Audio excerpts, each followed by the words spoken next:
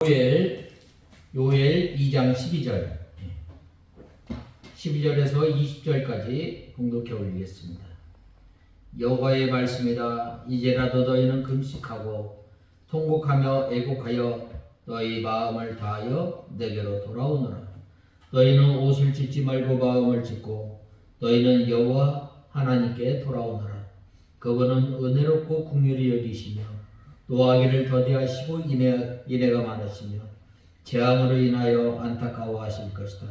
그분이 뜻을 돌이키시고 뒤에 복을 남기셔서 여호와 너희 하나님께 곡식 제사와 부어드리는 제사를 드리게 하실지 누가 했느냐.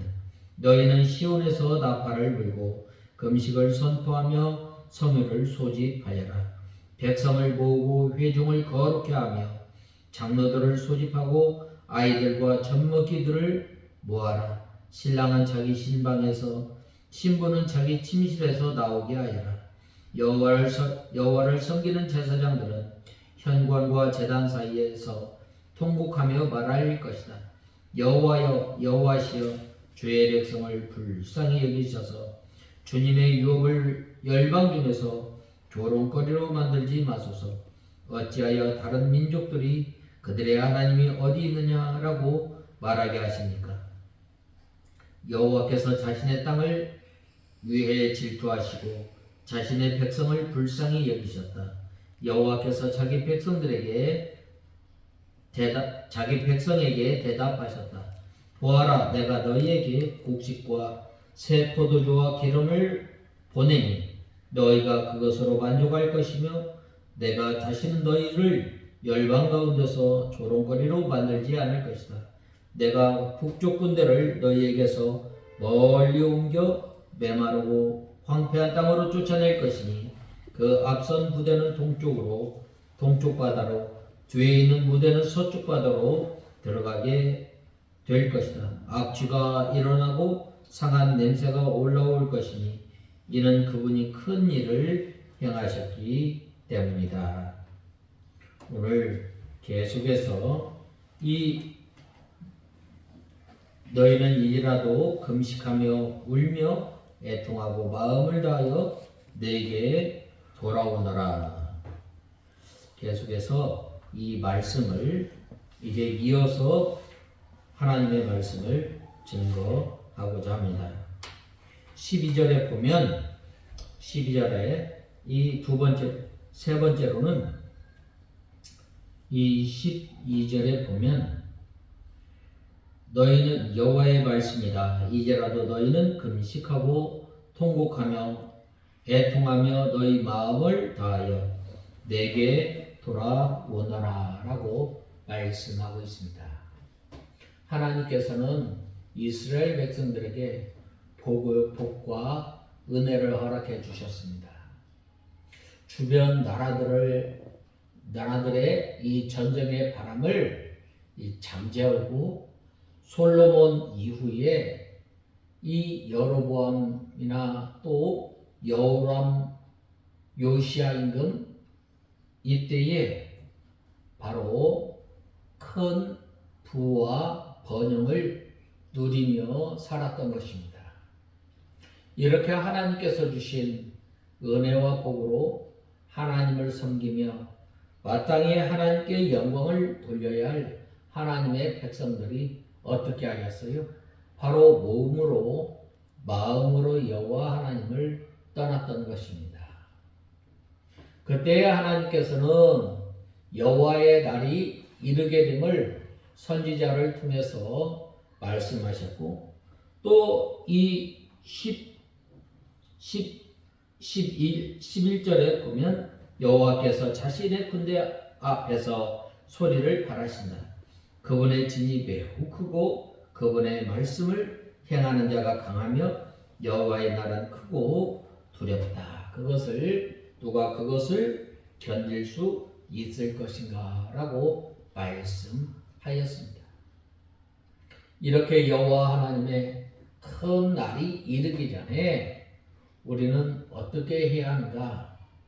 바로 너희는 금식하고 통곡하며 애통하여 너희 마음을 다하여 내게 돌아오너라라고 말씀하고 있습니다.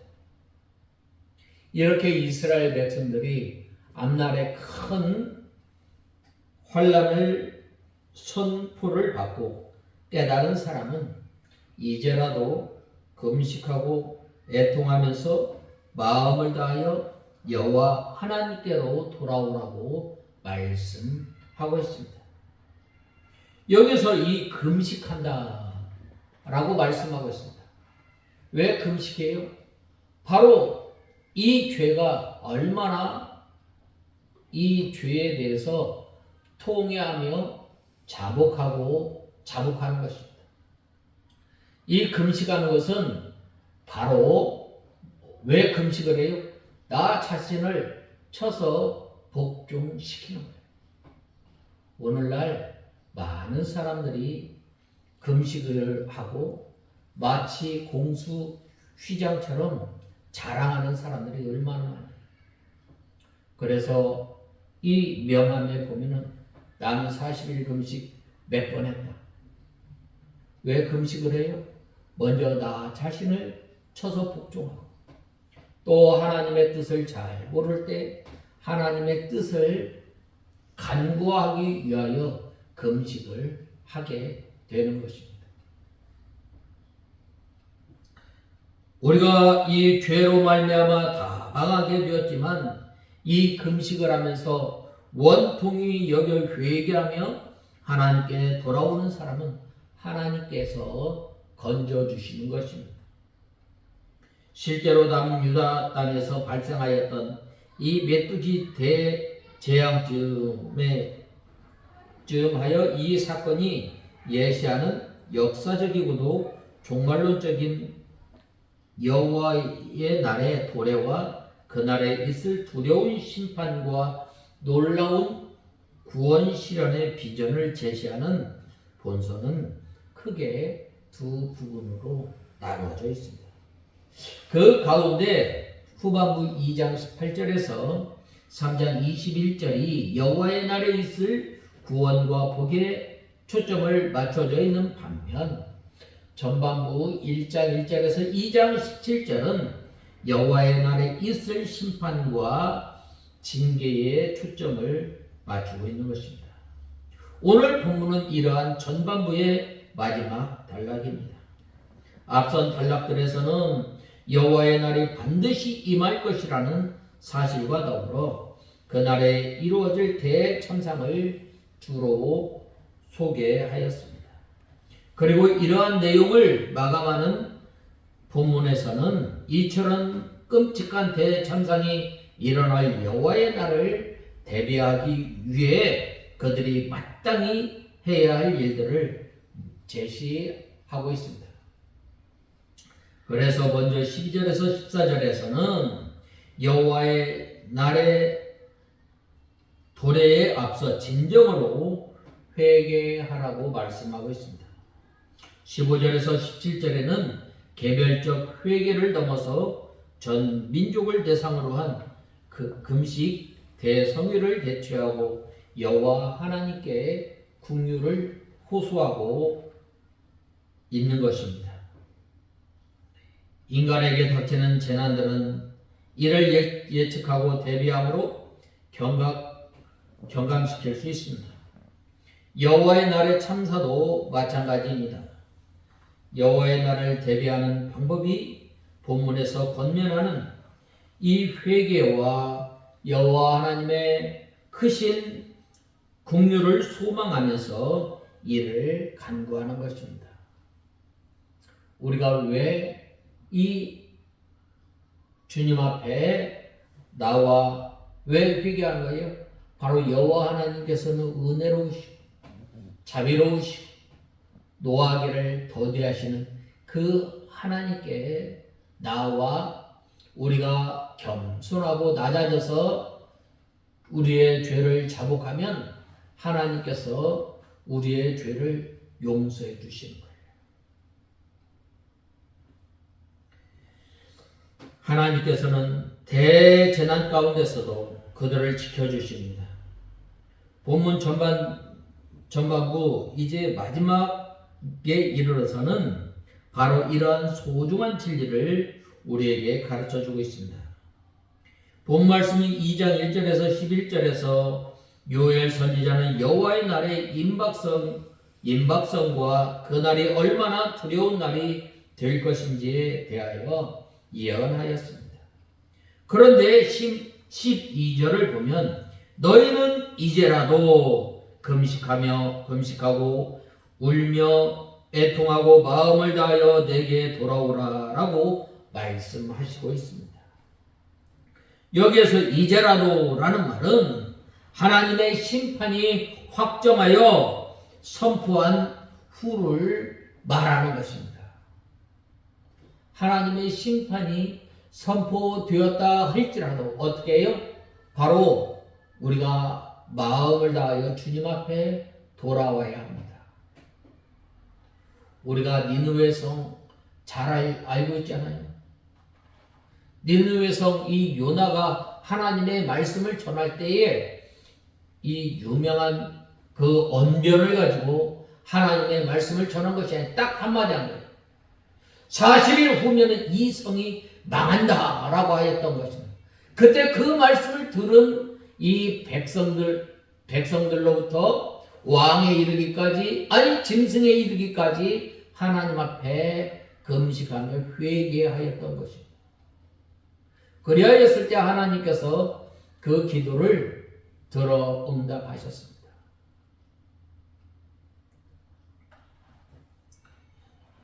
즉 하나님께서는 유다에 대한 심판을 선포하시고 이제라도 돌아올 것을 촉구하시고 있는 것입니다.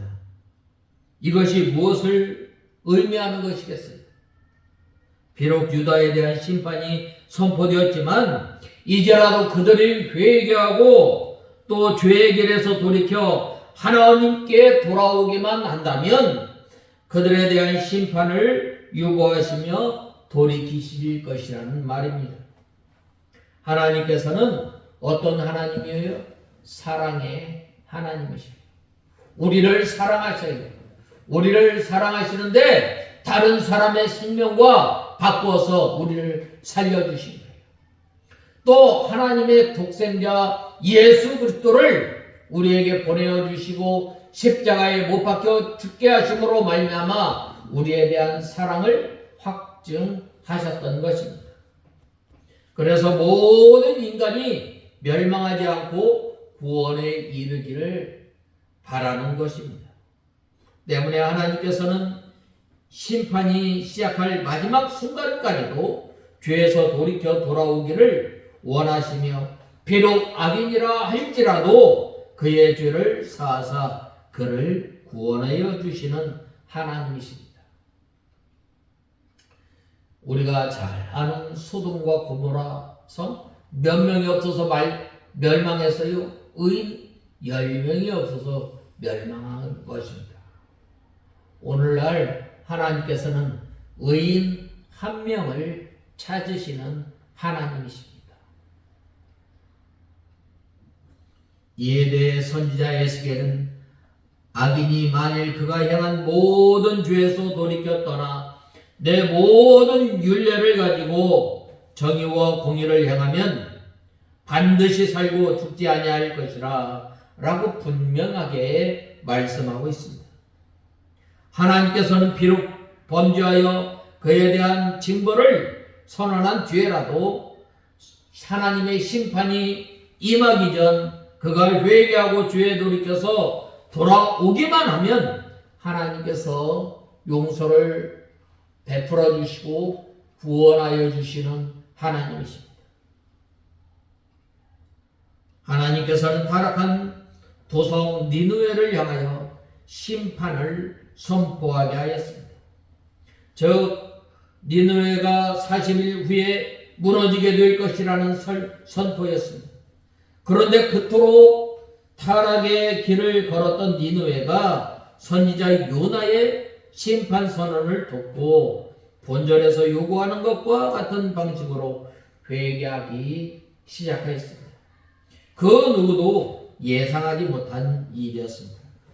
그때 하나님께서는 니느웨 성을 성의 멸망을 이미 선포하였음에도 불구하고 하나님의 뜻을 돌이키시고 하나님께서 뜻을 돌이키시고 그 진노를 그치사 우리가 멸망하지 않게 하시리라라고 말씀하고 있습니다. 하나님 앞에 엎드려 회개하는 그들은 구원해 주셨던 것입니다. 이스라엘 백성들이 원수 블레셋 군대가 쳐들어온 그 순간에도 선지자 이 사무엘의 권고를 듣고 미스바에 모여서 하나님 앞에 이 제단에 물을 쏟고 전심으로 여호와 하나님께 돌아와 회개하였을 때 어떻게 하였어요? 하나님께서 그 원수를 막아주신 거예요. 하나님 앞에 나오기만 하면 여기까지 도우시는 하나님의 은혜를 받게 됩니다. 탐자가 비록 아버지의 재산을 다 탕진하였지만 아버지께 돌아왔을 때 어떻게 됐어요? 자녀의 이 권리를 다시금 회복하였던 것입니다. 우리가 이 징계 가운데라도 하나님께 돌아오기만 하면 하나님께서 때리시다가도 어떻게 해주셔요? 매를 그치시고 상처를 싸매주시는 하나님이십니다. 그 하나님께서 오늘 우리들에게 뭐라고 말씀하셔요? 바로 금식하며 울며 애통하며 마음을 다하여 하나님 앞에 돌아오기를 간절히 바라는 거예요.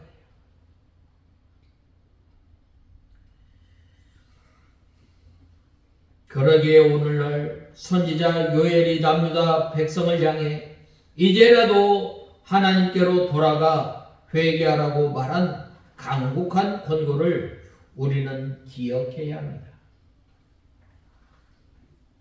일단 하나님의 심판이 시행하면 이러한 교회가 전혀 없습니다. 하나님의 심판이 한번 시작하면 그 심판은 돌이킬 수가 없는 것입니다. 하나님의 냉엄한 심판의 불 앞에 살라져 영원한 멸망의 자리로 떨어져 극한 고난과 고통 속에서 영원히 머물러야 하는 형벌만 기다릴 뿐입니다. 그러기에 아직 시작하지 않은 하나님의 심판을 보면서 이제라도 돌이켜 회개하여 하나님의 심판을 피하는 우리가 되어야 합니다. 가장 늦었다고 할 때가 가장 빠를 때라는 말이 있습니다. 구원을 얻기에 너무 늦은 때라고 생각할 만한 인생은 없습니다. 우리가 지금 결단하고 주님 앞에 돌아와야 합니다. 그럴 때 예수 그리스도의 구원, 여호와의 구원이 신속히 우리에게 임하는 은혜를 받게 됩니다. 하나님께서 죄인들에게 주시는 회개의 그 기회는 그리 길지 못합니다. 니느웨에게 40일의 이 기한을 정하신 것을 통해 확인할 수 있는 것처럼 회개의 기회, 구원의 기회는 아주 촉박합니다. 오늘 심판이 임하지 않는다고 해서 내일 임하지 말라는 법이 없는 것입니다. 회개는 언제 하는 거예요? 바로 지금 하는 거예요. 지금이 구원의 기회입니다. 사도 바울은 이와 관련해 보라 지금은 은혜 받을 만한 때요 보라 지금은 구원의 날이로다 라고 말씀하고 있습니다. 이는 은혜 받지 않고 지금 구원을 받아 누리지 못한다면 순식간에 하나님의 심판이 임할 것을 임하는 이 경고가 함이 되어 있다 할 수 있습니다. 결정적 심판의 날이 임하기까지는 누구에게나 이 구원의 기회가 있지만 그 구원의 기회는 오로지 지금뿐임을 알아야 합니다.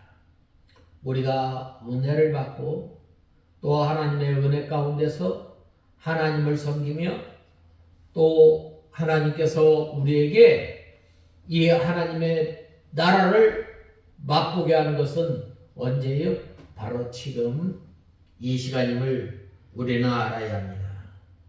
지금을 놓치면 구원의 기회는 영영 오지 않을 수도 있습니다. 그런즉 우리는 죄악된 세상의 생각이나 계획은 무엇이든 버리고 멀리하여 항상 선을 향하며 구원의 삶을 살되 우리가 죄를 범하였다면 하나님의 자비로우심과 긍휼하심을 의지하여 회개할 때에 지체하지 말고 머뭇하지 말고 우리가 회개하며 이 하나님께서 주시는 은혜를 누리며 사는 저와 여러분이 다 되어야 합니다. 다시 본 말씀 12절을 보면은 뭐라고 말씀하였어요? 너희는 이제라도 금식하고 울며 애통하고 마음을 다하여 내게로 돌아오라 라고 말씀하고 있습니다. 여기에서 이제라도 회개의 때를 말씀하고 있습니다. 이어지는 금식하고 울며 애통하고 하나님께 돌아오라는 말씀은 회개의 방법 또는 진정한 회개를 위해 수반하여야 할 것이 무엇인지 말씀하신 것입니다. 본문에서 참된 회개에 이르기 위해 이 죄인이 취해야 할 행동은 바로 세 가지로 말할 수 있는데 그것은 바로 먼저 금식하는 거예요. 금식은 이 생존에 꼭 필요한 음식을 입에 대지 않는 행위입니다. 그러므로 금식에는 자기의 생명을 싫어한다는 의미가 내포하고 있습니다. 즉 범죄한 자기 자신을 부정한다는 의미의 이 금식이 내포되어 있는 것입니다. 이것은 회개의 제1단계가 죄악된 자기 자신을 부정하는 것을 말씀하고 있습니다. 실로 죄악된 이 자기 자신을 부정하지 않고는 참된 회개를 할 수 없습니다. 그동안 범죄로 일관된 삶을 산 우리 자신을 부정하는 사람만이 참된 회개를 할 수 있는 것입니다. 그 다음에는 이 울며 애통하는 것입니다. 죄를 슬퍼하는 것을 말하는 것입니다. 특별히 여기서 운다라는 말은 이 슬픔을 외적으로 표현한 것입니다. 애통은 내적인 슬픔, 곧 가슴으로 슬퍼하는 것을 가리키는 것입니다. 이 세상에는 이 악어의 눈물과 같은 외장된 이 눈물도 있습니다. 그러한 눈물은 가슴에 애통함이 없이 흘릴 수 있는 것입니다. 특별히 고대 근동 지역에서는 이 호사꾼이 있습니다. 슬프지도 않은데 돈을 받고 애국해주는 사람이 있습니다. 우리가 하나님 앞에 나와 우리가 통회하며 자복할 때에 하나님께서 우리의 눈물을 닦아주시고 우리를 맞아주시고 우리를 영접해 주시고 우리의 죄를 용서해 주시는 하나님이십니다. 우리가 이 회개할 때에 이 죄로 인하여 가슴으로 슬퍼하지 않는다면 그 울음소리가 아무리 크다 할지라도 중심을 보시는 하나님께서 인정하시지 않는 것입니다. 그러므로 13절에서 너희는 옷을 찢지 말고 마음을 찢으라 라고 말씀하고 있습니다. 이 옷을 찢는 것은 이 슬픔의 한 이 외적 행동입니다. 그러나 이렇게 옷을 찢으며 슬퍼해도 마음을 찢는 애통이 없다면 그것은 진정한 회개가 아닙니다. 우리가 하나님께서 베풀어 주신 그 은혜가 크고 그것만 우리가 알고 우리가 모르고 지은 이 죄를 하나님 앞에 가지고 나올 때에 통회하며 애통하며 원한을 품고 주님 앞에 회개할 때에 그 하나님께서 우리를 맞아주시는 것입니다. 그래서 이 다윗은 고백하기를 하나님께서 구하시는 제사는 상한 심령이라 하나님이여 상하고 통회하는 마음을 주께서 멸시치 아니하시나이다 라고 시편 51편 17절에 말씀하고 있습니다. 이 회개는 하나님께로 돌아가는 거예요.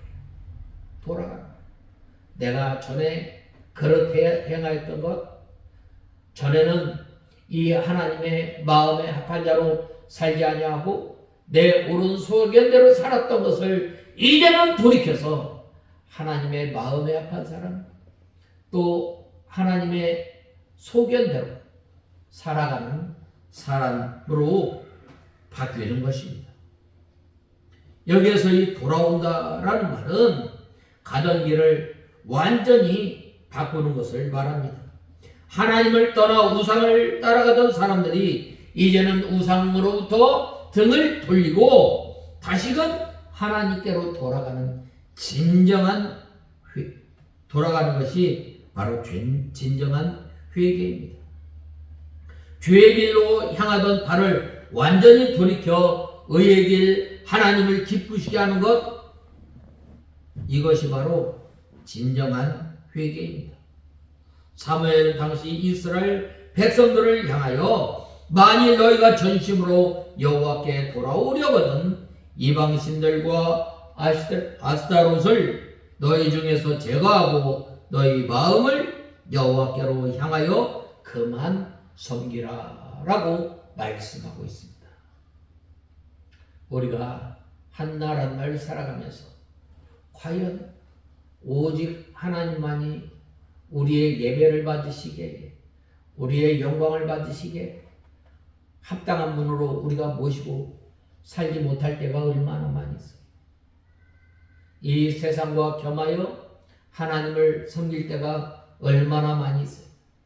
그러나 그러한 것에서 돌이켜 이제는 어떻게 하면 하나님을 기쁘시게 할까?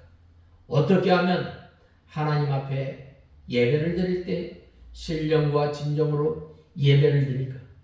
어떻게 하면 내가 이 죄 짓는 길에서 돌이켜서 이제는 점점 정결한 생활, 죄에서 벗어져 나가는 생활, 어떻게 하면 내가 이제 구원을 잘 이루어 나갈까? 이러한 이 하나님께서 기뻐하시는 이 생활로 돌이키는 것입니다. 참된 회개란 이렇게 죄악된 과거의 삶을 완전히 끌어버리고 하나님께 돌아가는 것입니다. 죄를 고백하고 울고불고 해도 하나님께 돌아가 의의 열매를 맺지 아니하면 그것은 진정한 회개에 이른 것이 아닙니다. 사람들이 왜 회개에 이르지 못하는지 우리는 알아야 합니다. 그것은 바로 회개가 쉽지 않기 때문입니다. 또 우리가 연약함으로 또 우리가 부족함으로 인해서 회개한다고 하지만 어떻게 돼요? 다시금 넘어지고 쓰러지는 때가 얼마나 많이 있어요. 그러한 것을 붙들고 원한을 품고 하나님 앞에 하나님 앞에 나가 간구해야 합니다.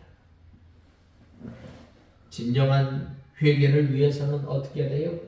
우리 자신을 먼저 부인하고 또 자기 마음을 찢어야 합니다. 이전에 행하던 죄의 길에서 돌이켜야 합니다. 이것은 엄청난 고통을 수반하며 대전환의 결단이 요구되는 것입니다. 그렇기 때문에 많은 사람들이 이 형식적인 회개에만 이르게 됩니다.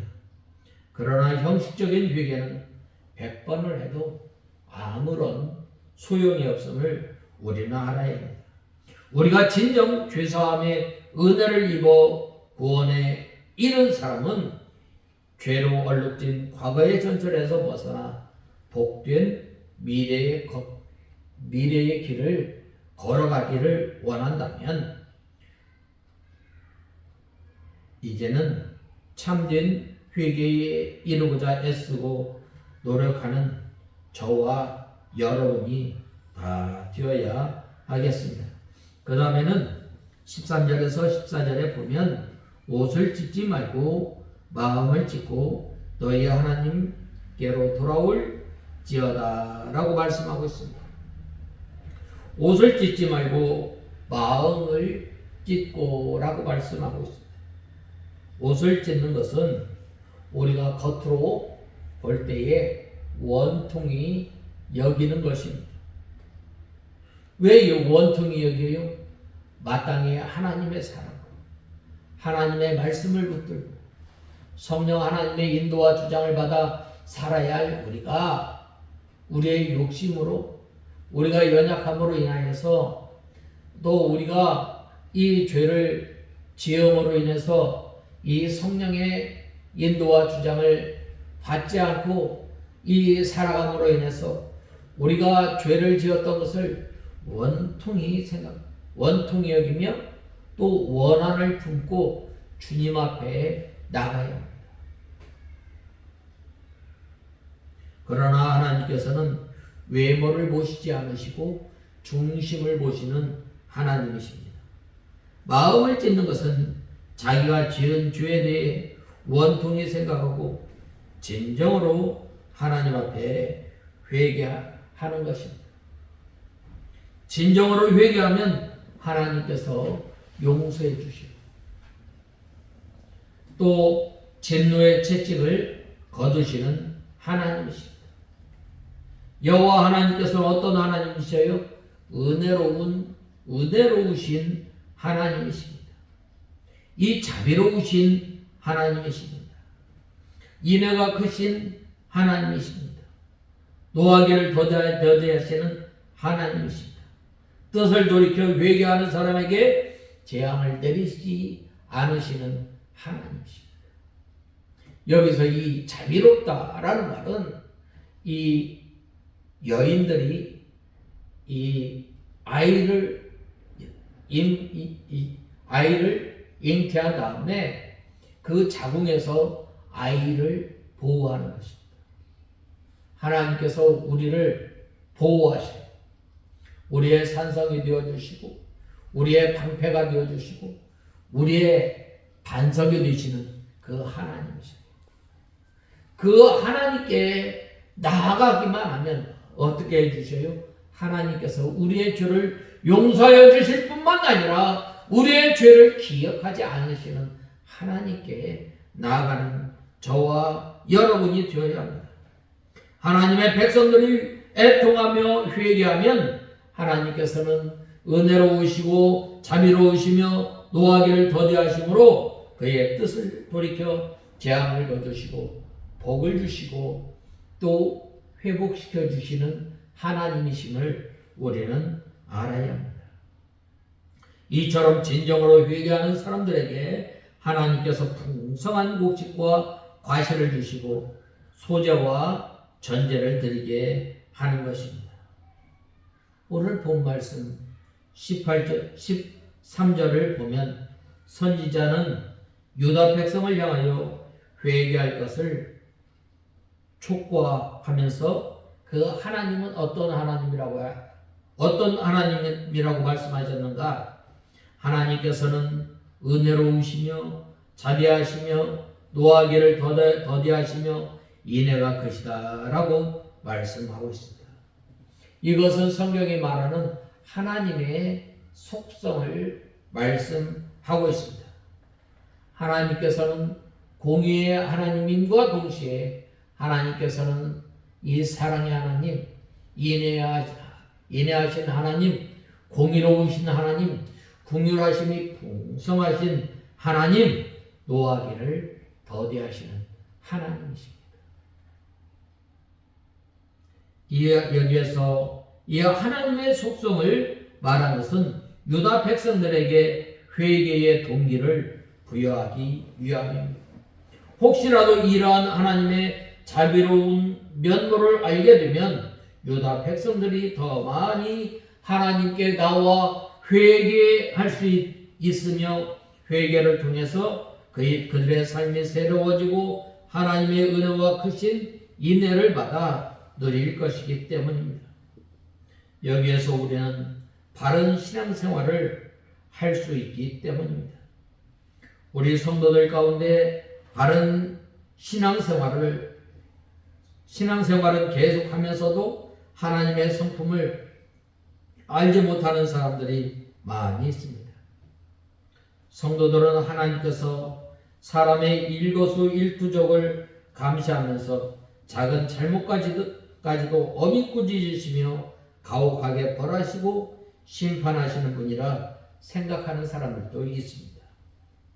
종교의 개혁자 마르틴 루터가 이 복음의 진리를 깨닫기 전에도 하나님을 그렇게밖에 알지 못하였습니다. 초대교회의 대표적인 이단 이 마르시온 같은 경우는 하나님을 이 구약의 하나님과 신약의 하나님을 칼로 두 자르듯 날카롭게 분리하면서 신약의 하나님께서는 자비로우신 분인 반면 구약의 하나님께서는 잔인하고 죄인을 심판하심으로써 쾌감을 느끼는 무자비한 신이라는 잘못된 이 신앙을 가졌던 것입니다. 그러나 우리는 바로 알아야 할 것은 하나님은 어떤 하나님? 바로 이 사랑의 하나님, 인애가 크신 하나님, 자비로우신 하나님, 그 하나님께 돌아오는 저와 여러분이 다 되어야 합니다. 우리는 이 하나님에 대해 잘 알아야 합니다. 그러므로 우리는 이 하나님을 바로 알고 하나님의 성품과 뜻, 하나님의 자비로운 성품과 공의로운 속성을 균형 있게 이해하는 것이 얼마나 중요한 것인지 우리는 알아야 합니다.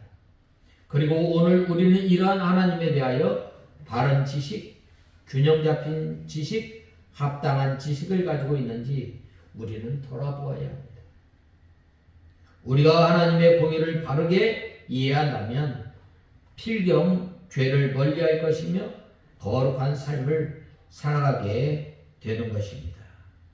아울러 하나님의 자비로우심을 깊이 알고 있다면 우리의 연약함, 우리의 부족함, 우리의 나약함에도 불구하고 우리를 받아주시고 격려하시는 하나님으로 인하여서 언제 어디서든 하나님의 자녀로서 당당하게 살아가는 저와 여러분이 다 되어야 합니다.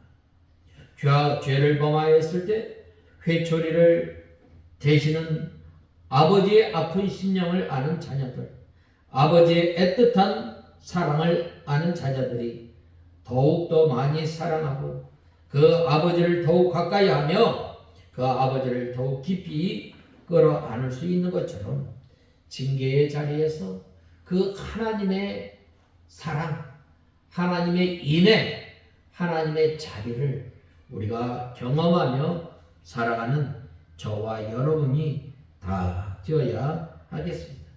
본 말씀 13절과 14절은 우리는 참된 회개가 얼마나 놀라운 결과, 복된 결과를 초래하는지 알 수 있습니다. 우선 13절을 보면 죄인의 진정한 회개는 하나님으로 하여금 뜻을 돌이켜 재앙을 내리지 않게 하신다고 하였습니다. 이는 회개가 지닌 대단한 힘입니다. 실로 하나님께서는 심판하시기로 작정하신 죄인이라 할지라도 심판을 시작하시기 전에 회개하면 그에게 내리시기로 작정하신 재앙을 거두시는 하나님이십니다.